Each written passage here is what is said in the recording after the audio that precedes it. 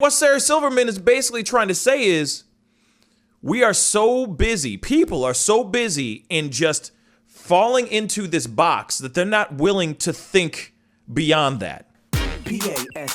A lot of conservative commentators have been talking about this particular video that I'm about to show you guys here very shortly. And they're all sitting here saying, and it all revolves around Sarah Silverman. And if you don't know who that is, she's a comedian, actress, but she's mainly known for her stand-up comedy. Recently, she was on her podcast, and I guess somebody took a clip out of her podcast and put it out into the ether, and now this thing is circulating, and a lot of people are sitting here going, "Oh my God, I think she's eating the red pill. I think she's taking the red pill." I really don't think that's the case. We got to take a look at this video. You know what I'm saying? I want you guys to see it with your own two eyes, and we can come up with our own opinions on this story. Let's take a look. Absolutist. It's the absolutist-ness of the party I am in that is such a turnoff to me. It's so fucking elitist. You know, for something called progressive, it allows for zero progress. It's all or nothing. No steps toward. All or fucking nothing. Again, righteousness porn. And I've been thinking about this a lot, just in general. I don't know that I want to be associated with any party. I think I don't want to be associated with any party anymore. It comes with too much baggage. Every party, it comes with so much fucking baggage that no ideas can be taken at face value. And without ideas, what are we? Without a common truth, how can we talk about it? You know, Republicans might hear an idea that they would totally agree with, but if it comes from AOC, then they hate it. Okay, so this video is almost done, but doesn't this sound kind of familiar? Doesn't this sound like this is coming out my own mouth, except this is coming out of a white woman right now? The only difference is she is female and is white and has hair, and obviously has a much bigger platform than me. But she literally is saying what I've been saying every time we talk about politics and how, you know, everything does not have to be so polarizing. You can have somebody who is a Republican that may have some liberal ideals, and vice versa. She's basically saying the same thing that I'm saying. The funny thing is people are thinking that she's eating up the red pill. And of course, you know, to be honest, when I hear an idea that comes from a Republican, here we go. It's suspect to me. We all put too much shit on this stuff. Facts. We no longer are able to be a nation of ideas. I just want to say that I really appreciate Sarah Silverman right now. Can't even say her name right now. I really appreciate Sarah Silverman right now. Why? Because she's echoing what I feel like a lot of people feel nowadays. I think that there's a lot of Americans that are, let's just say, that are, you know, fairly political, care about what's going on politically in the world, but maybe don't associate themselves into some sort of box. You know, I feel like we live in a world nowadays that if you're not identifying yourself as such, you're in trouble. Now, there's a lot of people that are taking this particular video, this very video, and they're going, "Oh, she's jumping over to the red. She just took the red pill. Look at her. She just took the red pill. You see, she took the red pill. I told you she took the red pill." No. She is not taking the red pill. She is saying exactly the same ish I've been saying for damn near a year now. That we are not all just our own categories. We are not all just, okay, therefore, I'm a Republican, so therefore I am all of this. That is wrong. That is totally wrong. So in other words, you're just a robot.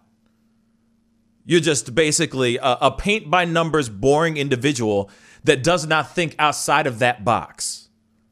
And that's wrong. Same thing with this. It's the same thing with the left. I'm not sitting here just pointing at Republicans. I'm also saying this to Democrats as well. Because you know for a fact, each and every single one of these videos, right, that are each and every single one of these people that are out here we're all individuals, and we all have our certain thoughts about how the world works, right? Not all of it is so cookie cutter.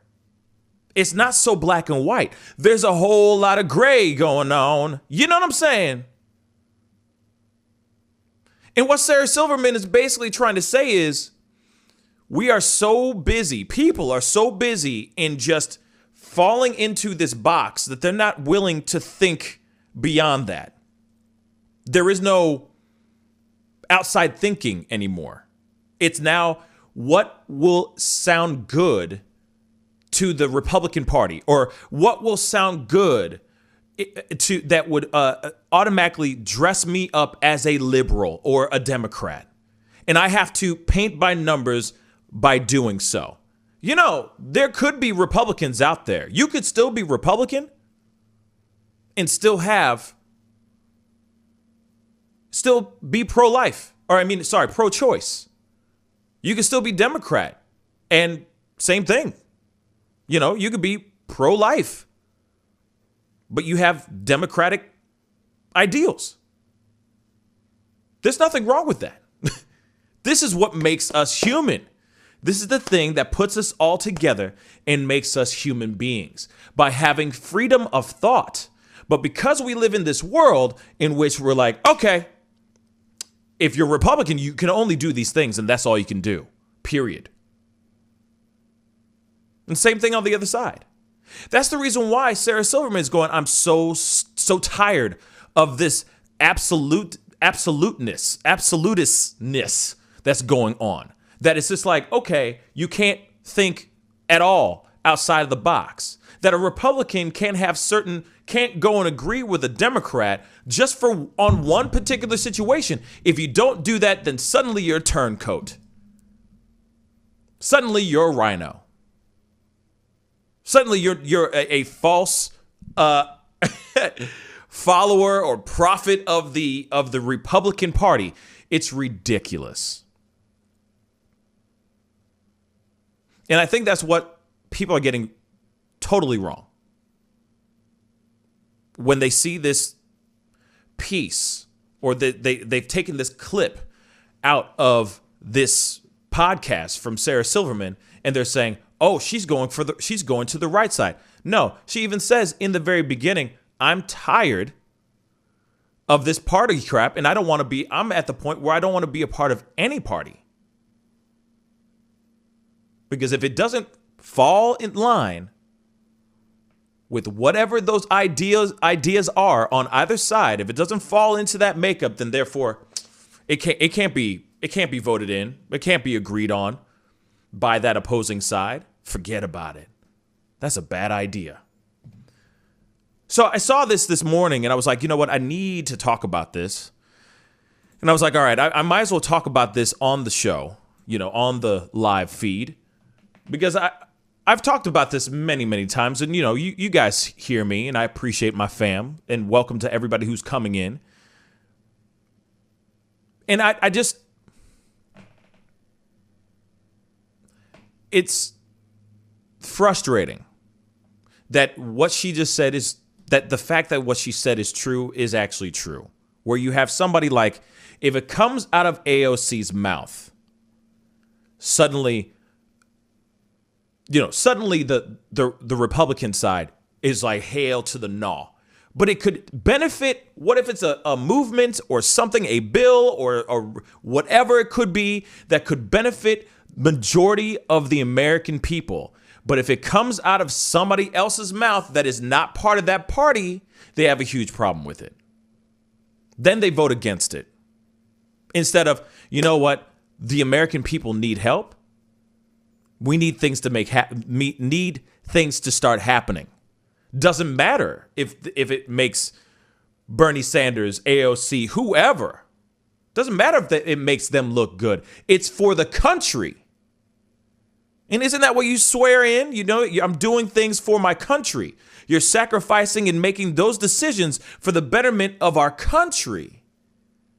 Not the betterment of you or your party. It's for the damn country. And yet they'll vote against it because it's being backed and pushed by the opposite party. That doesn't make any sense to me. How are we supposed to be able to move on and create and be more of a better country if we're so polarizing like this politically? So I understand what she's saying, 110%. This stuff gets old. This stuff is getting old.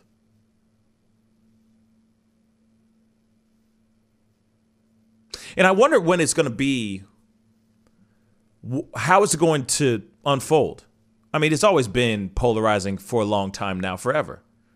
How are we supposed to come together as a country if our own government can't even come together, join forces and make the right decisions?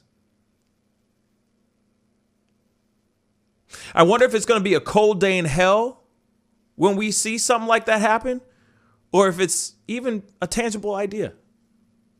Just curious. It's very interesting. Pascal, you are now rocking with that dude Pascal. We be going wild.